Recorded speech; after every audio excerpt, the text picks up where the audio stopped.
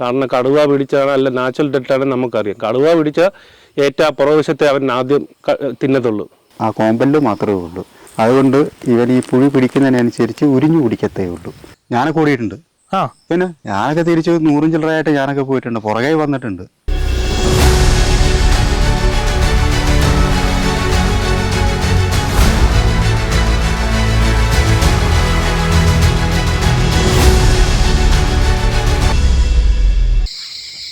Good morning. വെളുപ്പാങ്കാലത്തെ കാടിൻ്റെ ambience കണ്ടോ? വെളുപ്പിന് 5 മണി ആയിട്ടുള്ളൂ കേട്ടോ. അടിപൊളിയാണ്, ഒരു രക്ഷയില്ല. ലെഫ്റ്റ് സൈഡിൽ എന്നത് ചെറിയൊരു ഒച്ച കേട്ടെ, നമുക്കൊന്ന് പോയി നോക്കിയാലോ? താഴേന്ന് ഒച്ച കേട്ടത്, ഇറങ്ങി നോക്കാം അല്ലേ? ദേ ഒരു കൂട്ടം കാട്ടികൾ നമ്മുടെ സ്റ്റേയുടെ ലെഫ്റ്റ് സൈഡിലുള്ള ട്രെഞ്ചിൻ്റെ തൊട്ടടുത്ത ഇവർ കിടക്കുന്നത്. ആ കൂട്ടത്തിൽ കിടാവുകളും ഉണ്ട് കേട്ടോ. ഒരു കിടാവിനെ നമുക്ക് ആ കുറ്റിച്ചെടിക്ക് പുറകിലായിട്ട് കാണാൻ പറ്റും.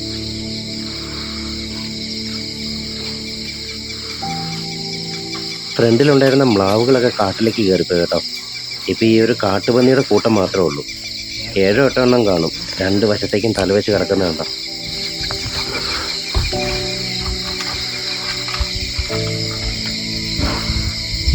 കുറച്ച് വെട്ടം വീണപ്പം അവിടെ നിന്നിരുന്ന കാട്ടികളെല്ലാം കയറിപ്പോയി. ഈ ഒരെണ്ണം മാത്രം ഇവിടെ നിൽക്കുന്നുണ്ട്. അതിൻ്റെ കൂടെ കിടാവുമുണ്ട്, പാല് കുടിക്കുന്നത് കണ്ടോ.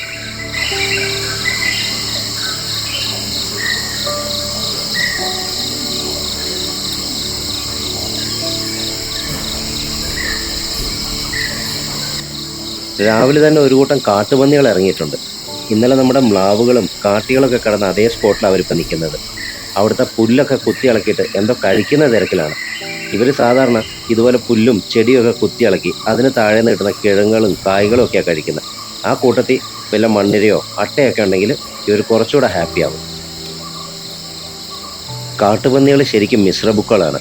നമ്മുടെ കടുവയും പുലിയൊക്കെ കൊന്നു തിന്നിട്ട് മിച്ചം വെച്ചിട്ട് പോകുന്ന ഭാഗങ്ങളുണ്ടല്ലോ, അതെല്ലാം ഇവന്മാരാണ് പോയി കഴിക്കാറുള്ളത്.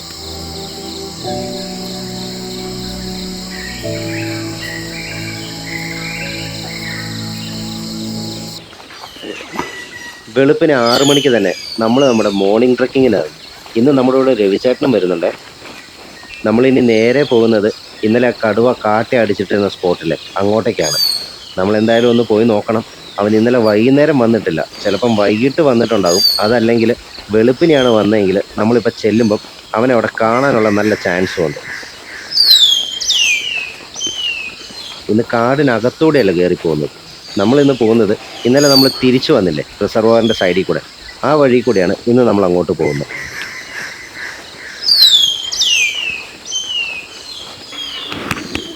കാട്ടി അടിച്ചിട്ടിരിക്കുന്നതിൻ്റെ അടുത്തെത്താറായി. ഞങ്ങൾ പെട്ടെന്ന് നിൽക്കുകയായിരുന്നു. കരിങ്കുരങ്ങൾ വല്ലാതെ ഒച്ചയിടുക. അവിടെ എന്തോ ഉണ്ടെന്ന് തോന്നുന്നു.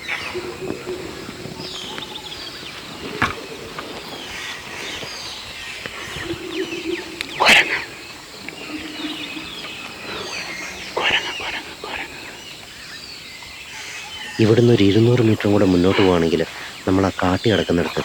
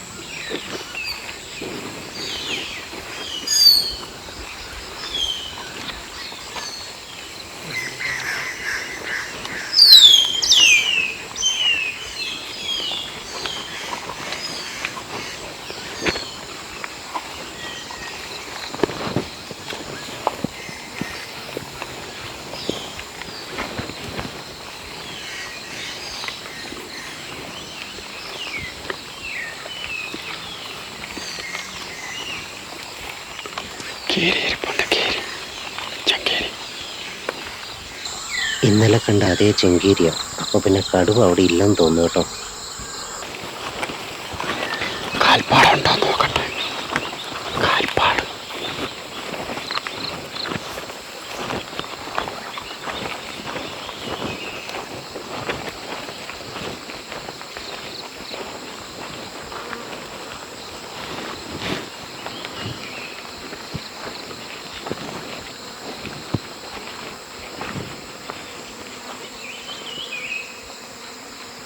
ഇന്നിപ്പം നന്നായിട്ട് ചീഞ്ഞ മണം വരുന്നുണ്ട്.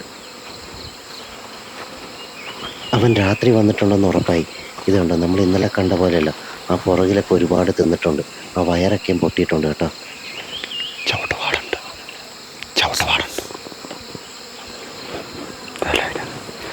രണ്ട് ചവിട്ടുപാടുണ്ട്. ആ സൈഡിലൊക്കെ ചവിട്ടുപാടുണ്ട്. വന്നിട്ടുണ്ട്. അവിടെ ഇവിടെയൊക്കെ ഒരു വലിയ കടുവയാണ്. കടുവയായിട്ട് വന്നിട്ട് അത് രാത്രി കഴിക്കാനായിട്ട് വന്നതാണ്.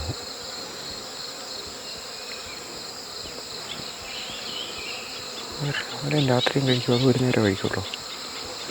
ചിലപ്പോൾ ഒരു നേരം അല്ലെങ്കിൽ 2 നേരം. ഇന്നലെ ഇത് പൊട്ടിച്ചിട്ടില്ലായിരുന്നു. ഇന്നലെ പൊട്ടിച്ചിട്ടില്ലായിരുന്നല്ലേ. അവിടെ പോയിരിക്കാം. ഒത്തിരി ഇവിടെ നിൽക്കാതെ അങ്ങോട്ട് പോവാം. ഇത്ര കഴിക്കുള്ളൂ. ഇന്നലെ പൊട്ടിച്ചിട്ട് ഇച്ചിരി പൊട്ടിയിട്ടുള്ളൂ. ചിലപ്പോൾ ഒരു നേരം കഴിക്കും. ചില സമയം അതിൽ കൂടുതൽ കഴിക്കുന്നതല്ലേ. അതിൽ കൂടുതൽ ചിലപ്പോൾ ചില നേരം ചില സമയം മാത്രമേ. ഇന്നലെ ആ ചവിട്ടുപാടുണ്ടായിരുന്നു. അത്രയില്ലായിരുന്നു. നമുക്കെന്തായാലും ഇന്നലെ ഇരുന്ന് ആ സ്പോട്ടിൽ പോയി കുറച്ചു നേരം കൂടി ഇരിക്കാം. അവനെങ്ങാനും വന്നാലോ.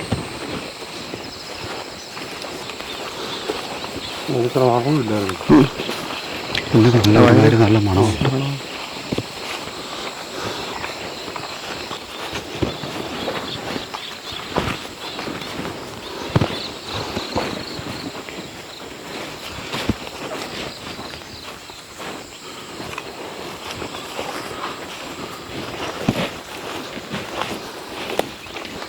ഇവിടെ ഇരിക്കുക.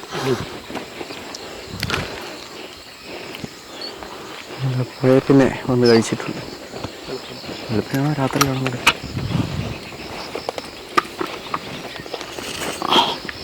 മാക്സിമം 4 ദിവസം മുന്നേ ആദ്യം റിപ്പോർട്ട് ചെയ്യാം. അങ്ങനെ വലിയ പഴക്കമില്ലായിരുന്നു. അത് ഒരു ദിവസം മാക്സിമം കൊടുത്തു. ചിലപ്പോൾ 3 അല്ലേ 4. മിക്കവാറും കില്ല് കാടിയത് ഇവിടെ തന്നെയാണ് സാധാരണ കാണുന്നത്. ഒരുപാട് പ്രസൻസ് കൊടുക്കാതിരിക്കുന്നതാണ് നല്ലത്. സ്മെല്ലോ നമ്മുടെ എന്തെങ്കിലും ഇട്ട് കഴിഞ്ഞാൽ പിന്നെ അത് ചിലപ്പം എടുക്കാതിരിക്കാനുള്ള ചാൻസ് ഉണ്ട്. എന്ത് ഭംഗിയാണല്ലോ ഈ ഒരു സ്ഥലം കാണാനായിട്ട്. ആ മലയുടെ അവിടെയൊക്കെ കോടയൊക്കെ ഇറങ്ങി വല്ലാത്തൊരു ആംബിയൻസ് തന്നെയാണ് കേട്ടോ. പിന്നെ ഇഷ്ടം പോലെ ബേർഡ്സിനെയും കാണാം. ഈ ഒരു സമയത്ത് കരിങ്കുരങ്ങളും ഭയങ്കര ആക്റ്റീവാണ്. ഇവിടെ ഇഷ്ടം പോലെ കരിങ്കുരങ്ങളുണ്ട്. ആ മരത്തിൻ്റെ മേളിൽ ഒരുത്തനുണ്ടായിരുന്നു. ദേശാടി ഇത് കണ്ടോ. അവനൊരു മുറിവാലിനാണ് കേട്ടോ. വാല് മുറിഞ്ഞിട്ടുണ്ട്.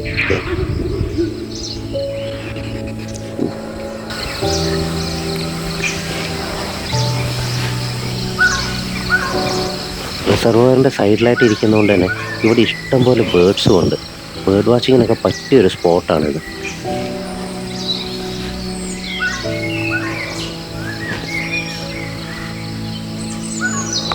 ഈ ഫ്രെയിമിലൊരു തട്ടിയിരിപ്പുണ്ട്. നിങ്ങൾക്കതിനെ കാണാൻ പറ്റുന്നുണ്ടോ? ഒന്ന് സൂക്ഷിച്ച് നോക്കിക്കേ.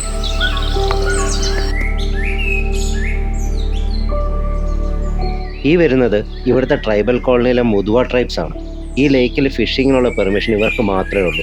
എന്തായാലും ഇവരുടെ ഫിഷിംഗ് ആക്ടിവിറ്റീസ് ഒക്കെ തുടങ്ങിയ സ്ഥിതിക്ക് ഇനി കടുവ വരുമെന്ന് തോന്നുന്നില്ല. കടുവയും കാത്ത് ഏകദേശം 2 മണിക്കൂറോളം നമ്മൾ ആ പാറപ്പുറത്തിരുന്നു. രാവിലെ 9 മണി കഴിഞ്ഞിട്ടാണ് താഴേക്ക് വന്നത്. കടുവയെ കാണാത്തതിൽ നിങ്ങളെപ്പോലെ ഞങ്ങളും നിരാശരാണ്. പക്ഷെ എന്ത് ചെയ്യാനാണ്, കാട്ടിൽ കയറുമ്പോൾ ഇങ്ങനെയാണ്. അനിമൽ സൈറ്റിംഗ് എന്നൊക്കെ പറയുന്നത് നല്ലൊരു ലക്ക് തന്നെയാണ്. കടുവയെ കിട്ടാത്തതിലുള്ള നിരാശ മാറിക്കിട്ടിയത് നമ്മുടെ രവിചേട്ടൻ്റെയും കവിരാജ് ചേട്ടൻ്റെയും കാട്ടിലെ എക്സ്പീരിയൻസും പിന്നെ നല്ല അടിപൊളി കഥകളും ഒക്കെ കേട്ടപ്പോഴാണ്. എന്തായാലും നമുക്ക് ആ കഥകളൊക്കെ കേട്ട് ഇടപ്പാളയം വാച്ച് ടവർ വരെ ഒന്ന് പോകാം അല്ലേ. കാടിനെക്കുറിച്ചുള്ള കഥകളും ഗൈഡുമാരുടെ എക്സ്പീരിയൻസും ഒക്കെ കേൾക്കാൻ നിങ്ങൾക്ക് നല്ല ഇൻട്രസ്റ്റ് ആണെങ്കിൽ ഇവിടെ നിന്ന് അങ്ങോട്ട് വീഡിയോ സ്കിപ്പ് ചെയ്യാതെ കണ്ടോളൂ. കാരണം അതുപോലത്തെ കിടിലൻ കഥകളും എക്സ്പീരിയൻസുകളും ഒക്കെയാണ് നമ്മുടെ രവിചേട്ടനും കവിരാജ് ചേട്ടനും നിങ്ങളോട് ഷെയർ ചെയ്യാൻ പോകുന്നത്. രവിചേട്ടനെ കാട്ടുപട്ടി ഓടിച്ച കഥയൊന്ന് പറയാവോ? എന്നെ ഓടിച്ചെന്ന് പറയുമ്പോൾ ഇതിപ്പോൾ ഇവന്മാരെ പിടിച്ച് തിന്ന് തീരാറായി കഴിഞ്ഞപ്പോഴത്തേക്ക് പോയി എന്താണെന്ന് അറിയാൻ വേണ്ടി പോയി നോക്കാൻ പോയത്. അത് ഇവിടെ അല്ല, നമ്മുടെ കവളപ്പാറയില്ലേ, ആ കവളപ്പാറ ആ ലേക്ക് സൈഡിലായിട്ട് അപ്പുറത്തെ സൈഡിൽ ആ ലേക്ക് സൈഡിലായിട്ട് രാവിലെ വെളുപ്പിന്. അപ്പം ഞങ്ങൾ ആ ഒരു സമയത്തിൽ ഞങ്ങളവിടെ പണി ചെന്നിട്ടിരിക്കുന്നത് ബോർഡർ ബൗണ്ടറി പുല്ല് വെട്ടൊക്കെ ആയിരുന്നു. പുല്ല് വെട്ടാൻ വേണ്ടി ഞങ്ങൾ ഇരുന്ന സമയത്ത് അപ്പം രാവിലെ ഭയങ്കര ബഹളമൊക്കെ ആയിരുന്നു. അപ്പോൾ ഇത് പിടിച്ച് തിന്നുകൊണ്ടിരിക്കുക, ഭയങ്കര ബഹളമായിരുന്നു. ഇത് എന്താണെന്നായിരുന്നു കാണാൻ വേണ്ടി പോയതാണ്, നോക്കാൻ വേണ്ടി പോയപ്പോഴത്തേക്ക് ഇതെല്ലാം ഭയങ്കര കാഴ്ച വന്നില്ല. ഒരു 2 എണ്ണം എന്നാ ചുമ്മാ പോയത്. ചുമ്മാ പോയപ്പോഴത്തേക്കും ഒരു വന്നിട്ടില്ല. ഞാനൊക്കെ ഓടി, പുല്ലിനകത്തൂടെ ഓടി. രാവിലെ ഓടിച്ച് കുറച്ച് കഴിയുമ്പോഴത്തേക്ക് ഇവിടെ വന്നൊക്കെ നോക്കുമ്പോൾ പിന്നെ ഒക്കെ അവിടെ നമ്മൾ നിൽക്കുന്നിടത്ത് വന്ന് ഓടി തിരിഞ്ഞ ആ സ്ഥലത്തുമ്പോഴത്തേക്ക് അവൻ കുറച്ച് നേരം അവിടെ വന്ന് നിന്ന് അവിടെ എങ്ങാനും ഉണ്ടോ എന്ന് നോക്കിയിട്ട് അങ്ങനെ നിന്നെന്ന് തോന്നി. പിന്നെ തിരിച്ചങ്ങ് പോയി. ഉറപ്പ് വരുത്തിട്ടാണ് തിരിച്ച്. പിന്നെ അവിടെ എങ്ങാനും ഉണ്ട്, അതിന് മറ്റേ ഗ്രൂപ്പിലേക്ക് പോയോ എന്തെന്ന് അറിയത്തില്ല എന്ന് പറഞ്ഞ് പിന്നെ പോയി. അതോടെ പിന്നെ ഞാൻ ചെന്നായി എന്തായാലും അവിടെ പ്രസൻസ് ഉണ്ടെങ്കിൽ ഞാൻ പോകത്തില്ല. പിന്നെ കാണും ഇത് നമ്മുടെ ഇപ്പോൾ കാണും എന്നാന്ന് ചോദിച്ചാൽ ഇത്രയും ദൂരെയൊക്കെ വെച്ച് കാണുമ്പോൾ അത് ചിലപ്പോൾ ഗസ്റ്റിൻ്റെ കൂട്ടത്തിൽ പോകുമ്പോഴൊക്കെ ആയിരിക്കും നമ്മൾ കാണുന്നത്. ഞങ്ങളുടെ ട്രക്കിംഗ് റൂട്ടിൽ തന്നെ മിക്കവാറും ദിവസങ്ങൾ ഇപ്പോൾ 5-6 പ്രാവശ്യമായി കാണാൻ. ട്രക്കിംഗ് റൂട്ടിൽ വരും. കടുവ ഒരു വൃത്തിയില്ലാത്ത ജീവിയാണെന്ന് ചിലർ പറയുന്നുണ്ടല്ലോ, അതെന്താ അങ്ങനെ? അതേക്ക് വൃത്തിയില്ലാന്ന് ചോദിക്കുമ്പോൾ വേറൊന്നുമല്ല, അതിൻ്റെ സ്മെല്ല്, മണമാണ്. കാണാൻ നല്ല ഭംഗിയാണെങ്കിലും മണമാണ്. ഇപ്പോൾ ഇപ്പോൾ ഈ അടുത്തോടെ പോയി കഴിഞ്ഞാലും അതിന് ഒരു സ്മെല്ല് കിട്ടും. ഇപ്പോൾ രാവിലെ നമ്മൾ പോയതുപോലെ ഒരു ഭയങ്കര സ്മെല്ല് കിട്ടും. അതിന് അടുത്തോടെ വന്നു കഴിഞ്ഞാൽ ഒരു സ്മെല്ല് കിട്ടും. അതാണ് വൃത്തിയില്ല എന്ന് പറയുന്നത്. അല്ലാതെ ആളെ കാണാനായിട്ട് ഭംഗി കുറവോ അങ്ങനെയോ ഇതൊന്നുമല്ല. പിന്നെ എന്നാ വെച്ചാൽ ഇവൻ കഴിക്കുന്നത് കൂടുതൽ 2 പല്ല് മാത്രമേ ഫ്രണ്ടിലുള്ളൂ, ആ കോമ്പല്ല് മാത്രമേ ഉള്ളൂ. മറ്റ് മൃഗങ്ങളെപ്പോലെ ഇവൻ കടിച്ചോ ചവച്ചോ തിന്നാനുള്ള പല്ലില്ല. അതുകൊണ്ട് ഇവൻ ഈ പുഴു പിടിക്കുന്നതിനനുസരിച്ച് ഉരിഞ്ഞു കുടിക്കത്തേ ഉള്ളൂ. നമ്മൾ ഈ ജ്യൂസ് കുടിക്കുന്ന പോലെ തന്നെ ഉരിഞ്ഞു കുടിക്കത്തേ ഉള്ളൂ. അല്ലാതെ കടിച്ച് വരിച്ച് അപ്പോഴേ ഫ്രഷായിട്ട് തിന്നുന്ന ആ ഒരു സ്വഭാവമില്ല. അതാണ് കടുവയുടെ ഒരു പ്രത്യേകത. മറ്റുള്ള മൃഗങ്ങളൊക്കെ എന്ന് പറയുമ്പോൾ ഈ ഇപ്പോൾ ലെപ്പേർഡാണെന്ന് പറഞ്ഞാലും ബ്ലാക്ക് പാന്തർ എന്ന് പറഞ്ഞാലും ഇവരെയൊക്കെ പിടിച്ചു കഴിഞ്ഞാൽ ആ നിമിഷം കൊണ്ട് തീർക്കും. പക്ഷേ ഈ നേരെ മറിച്ച് കടുവ അങ്ങനെയല്ല. കടുവ ശരിക്കും അപ്പം ആനെ ഓടിച്ച് പിടിക്കും. ഓടിച്ച് പിടിക്കും. ഈ ചെറിയ കുട്ടി ഒരു ഒരു തക്കം കിട്ടിക്കഴിഞ്ഞാൽ പിടിക്കും. അങ്ങനെ ഒരു 12 വയസ്സ് വരെ ആണെങ്കിലും അത് ഉറപ്പായിട്ട് പിടിച്ചിരിക്കും. ഇത്തരത്തെ സൈസുള്ള ആനയെ പിടിക്കും. ആന ഈ മസ്തകത്തിനടിക്കും. ഈ ആനയെ പിടിക്കുന്നതിന് മസ്തകത്തിനടിച്ചിട്ടാണ് പിടിക്കുന്നത്. അതിൽ തോല് മുതകത്ത് കയറിയിരുന്നിട്ട് മസ്തകത്തിനടിക്കും. അടിച്ചു കഴിഞ്ഞാൽ അത് എത്ര ഇതാണ് അത് മർമ്മം നോക്കിയേ അടിക്കുന്നുള്ളൂ. മസ്തകം എന്ന് പറയുമ്പോൾ ആനയുടെ ഏറ്റവും വലിയ നല്ലൊരു മർമ്മമാണത്. അപ്പോൾ അവിടെ ഇട്ട് അടിച്ചു കഴിഞ്ഞാൽ ഏതാനയും വീഴും. ആ ഒരു ഭാഗമാണ് ഈ കടുവ പിടിക്കുന്നത്. അപ്പോൾ ഈ കടുവ പിടിക്കാനുള്ളതെന്ന് പറയുമ്പോഴത്തേക്ക് ഈ ഒരു സമയത്തിനാണെങ്കിൽ ഒരു പാലിൻ്റെ ഒരു സ്മെല്ലുണ്ടാവും.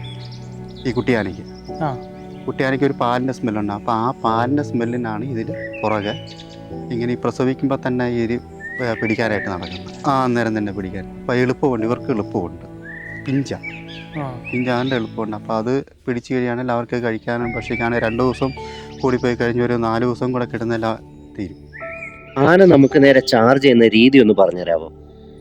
നമ്മളെ ഓടിക്കുന്നതും ഒരു രീതിയിൽ വേണം നമ്മൾ നിൽക്കാൻ. അവന് ഒരു ആംഗിളുണ്ട്. നമ്മളൊരു കാറ്റിൻ്റെ ദിശ അനുസരിച്ച് മാത്രമേ നമുക്ക് നിൽക്കാനും പറ്റത്തുള്ളൂ. നമ്മളെ സ്മെല്ല് കിട്ടിക്കഴിഞ്ഞാൽ അപ്പോഴത് വാലുമൊക്കെ കൈയൊക്കെ തുമ്പിക്കൈ ഒക്കെ ഇട്ട് സ്മെല്ല് പിടിക്കും. സ്മെല്ലാണ് എത്ര ദൂരം നിന്നാലും ഇവർക്ക് ഇതിൻ്റെ സ്മെല്ല് കിട്ടും ആനയ്ക്ക്. അപ്പോൾ കാഴ്ചശക്തി കുറച്ചേ ഉള്ളെങ്കിലും കിട്ടും. 50 മീറ്റർ ആനയ്ക്ക് സ്ട്രെയിറ്റ് ആണെങ്കിൽ ഒരു 100 മീറ്റർ വരെ കിട്ടും, ഓപ്പൺ ഏരിയ ആണെങ്കിൽ.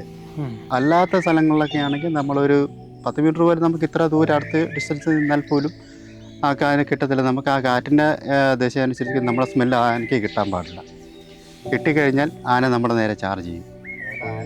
ആന നിൽക്കുന്നതിൻ്റെ നമ്മുടെ എതിരെ കാറ്റ് വരുവാണെങ്കിൽ കുഴപ്പമില്ല. അതായത് നമുക്ക് ധൈര്യമായിട്ട് അവിടെ നിൽക്കാം. പിന്നെ ആന അങ്ങനെ നിൽക്കുമ്പോഴത്തേക്കും ആന എങ്ങോട്ടാ ശ്രദ്ധ തിരിക്കുന്നതെന്നുള്ള അതും കൂടെ നോക്കണം. പിന്നെ കൂട്ടമായിട്ട് നിൽക്കുമ്പോൾ ആന ഓടിക്കാനായിട്ട് പ്ലാൻ ചെയ്യുവാണെങ്കിൽ ആന തമ്മിൽ കൈ രണ്ടും കോർക്കും. തുമ്പിക്കൈ ഒന്ന് കോർക്കും. തുമ്പിക്കൈ കോർത്തിട്ട് ഇങ്ങനെ ഒരു നിൽപ്പ് അപ്പോഴേ അവിടെ നിന്ന് മാറിക്കോണം. നമ്മളെ ഓടിക്കാനുള്ള ഒരു പ്ലാൻ വരുമ്പോഴേ നമ്മൾ അവിടെ നിന്ന് മാറിയേക്കണം. അവൻ ഒരു തമ്മി സിഗ്നൽ കൊടുക്കുന്നതാണ്. സിഗ്നൽ കൊടുക്കുന്നതാണ്. ഇവനെ എങ്ങനെയാ ഓടിക്കാവോ വേണ്ടയോ എന്നുള്ള ഒരു തുമ്പിക്കൈ ഓർക്കുന്നത് കണ്ടെങ്കിൽ അപ്പോഴേ സ്ഥലം കിട്ടണം. അവിടെ അടുത്ത ഏരിയ പിടിച്ചോണം. ഇല്ലെങ്കിൽ നമ്മുടെ പുറകെ വഴി. കാട്ടുപട്ടികൾ മ്ലാവിനെ പിടിക്കുന്നത് എങ്ങനെയാ?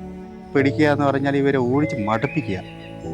പക്ഷേ ഈ ഒരാളെ ഒരെണ്ണം ഓടിച്ച് ഒന്ന് ഇവൻ ചെന്നായി മടുത്ത് കഴിയുമ്പോഴത്തേക്ക് അടുത്തയാൾ അവിടെ വരിക. അവനെ വിളിച്ച് അവിടെ വിട്ടേക്കും. ഓൾ റൗണ്ടറായിട്ട് മൊത്തം ഒരുമിച്ച് ഓടിക്കുകയല്ല, ഒരുമിച്ച് ഓടിക്കത്തില്ല. ഇവനെ ഓടിച്ച് ഒരാൾ മടുത്ത് കഴിയുമ്പോഴത്തേക്ക് അടുത്ത ഗ്രൂപ്പിനെ ഇങ്ങോട്ട് വിട്ടേക്കും. അതിലേക്ക് ചിലപ്പോൾ 2-3 എണ്ണങ്ങളെ അവൻ ഓടിച്ചിങ്ങനെ മടുത്ത് കഴിയുമ്പോഴത്തേക്ക് ഇവർക്ക് ഓടാൻ പറ്റുകയില്ല എന്നുള്ള രീതിയിൽ വരുമ്പോഴത്തേക്കും കൊരവള്ളിയെ കയറി പിടിക്കും. കൊരവള്ളിയെ കയറി പിടിച്ചു കഴിഞ്ഞാൽ പിന്നെ ആ പിടി വിടത്തില്ല. പിന്നെ ആ ഒരാൾ പിടിച്ച് അത് തൂങ്ങിക്കഴിഞ്ഞാൽ പിന്നെ അടുത്ത ആൾക്കാരെല്ലാം പുതുകത്തും അതുകൂടെ ആട്ടെല്ലാം കയറി പിടിച്ച് തൂങ്ങിക്കഴിഞ്ഞാൽ പിന്നെ എത്ര ദൂരം പോയി കഴിഞ്ഞാൽ പിന്നെ തീർന്നു, അതോടെ തീർന്നു. പിന്നെ മ്ലാവിനെ നോക്കണ്ട. ഓരോരുത്തരായിട്ട് മാറി മാറി ഓടിച്ച് അവനെ ഓടിച്ച് മടുപ്പിക്കും, ഭയങ്കരമായിട്ട് മടുപ്പിക്കും. മടുപ്പിച്ച് ഒരു സ്റ്റെപ്പ് ഒരു എടുത്ത് വയ്ക്കാൻ പറ്റാത്ത രീതിയിലൊക്കെ വരുമ്പോഴൊക്കെയാണ് പിടിക്കുന്നത്. കവിച്ചേട്ട, കഴിഞ്ഞിടയ്ക്ക് നമ്മുടെ വാച്ച് ടവറിനടുത്ത് കാട്ടുപട്ടിയുടെ ഒരു ഹണ്ടിന്റെ കാര്യം കേട്ടായിരുന്നല്ലോ, അതെന്തായിരുന്നു സംഭവം? ഞങ്ങൾ കഴിഞ്ഞ മാസം 31-ാം തീയതി വന്നപ്പം നമ്മുടെ ഫ്രണ്ടിൽ തന്നെ ഓപ്പോസിറ്റ് ഒരു കില്ലുണ്ടായിരുന്നു. സാമ്പാടിയറിന് വൈൽഡ് ഡോഗ് പിടിക്കുന്ന ഒരു വൈകിട്ട് സമയമാണ്. തൊട്ടടുത്ത് തന്നെയല്ല, ആ മരത്തിൻ്റെ അത്ര ദൂരമേ ഉള്ളൂ.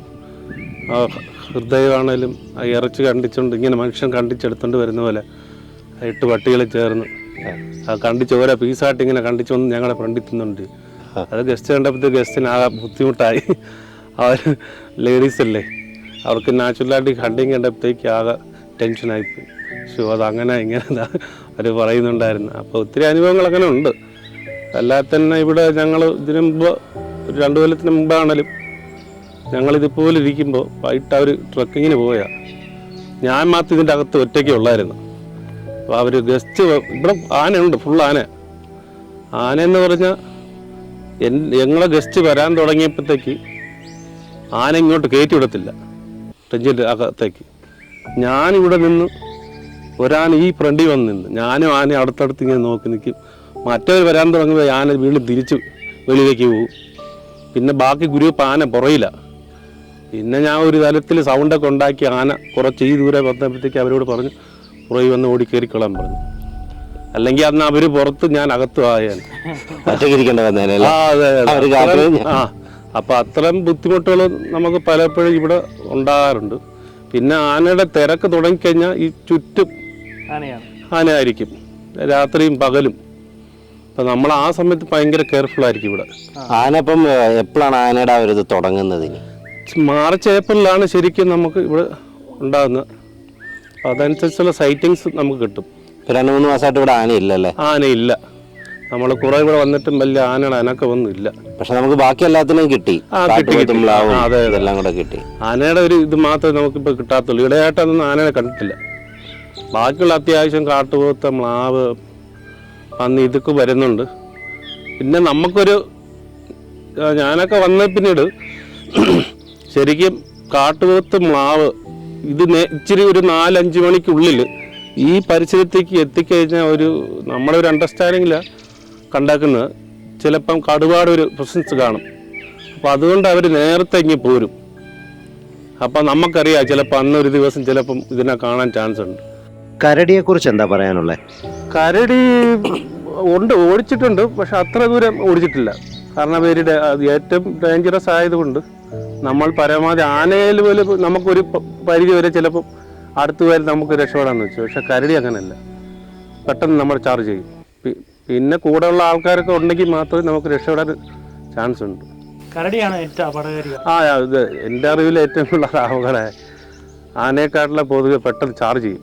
അതിപ്പോൾ കാട്ടിലൂടെ പെട്ടെന്ന് കരടി നമ്മൾ നേരെ എന്താ ചെയ്യാനുള്ളത്? നമ്മൾ അതുകൊണ്ടാണ് നമ്മൾ എന്തേലും ഇപ്പം ഞാനൊക്കെ പോകുന്ന വഴിക്ക് എപ്പോഴും കയ്യിൽ അന്നേരം ഒരു വടി കാണും, അല്ലെങ്കിൽ അത് വാട്ടർ ബോട്ടിൽ കാണും. എന്താണെന്ന് നമുക്കൊരു ആയുധം അറിയാമല്ലോ. അപ്പോൾ ഇതിനൊക്കെ രക്ഷപ്പെടണമെങ്കിൽ അല്ലെങ്കിൽ നമ്മൾ എന്തെങ്കിലും കമ്പുണ്ടെങ്കിൽ നല്ലതാണ്. അടുത്തുള്ള മരത്തിലേക്ക് നല്ല വടി വെച്ചില്ലേ ഭയങ്കര സൗണ്ട് ഉണ്ടാക്കിയത് തിരിച്ച് പോകത്തേ ഉള്ളൂ, അല്ലെങ്കിൽ നമ്മളെ ചാർജ് ചെയ്യും.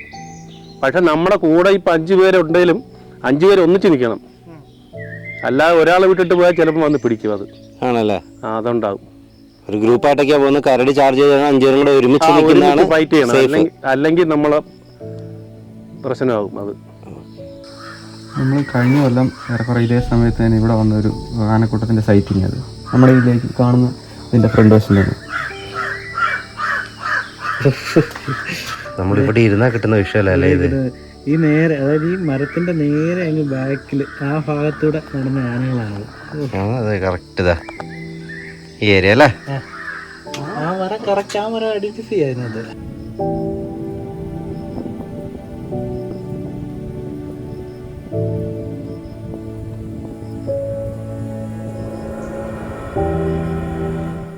വലിയൊരു കൂട്ടം തന്നെയുണ്ട്. എല്ലാരും കൂടെ റിസർവോയറിന്റെ സൈഡിലേക്കാണ് പോകുന്നത്. ജീവിതത്തിൽ ഒരിക്കലും മറക്കാൻ കഴിയാത്ത കാഴ്ചകളും എക്സ്പീരിയൻസുമാണ് ഇടപ്പാളയം വാച്ച് ടവർ ഞങ്ങൾക്ക് സമ്മാനിച്ചത്.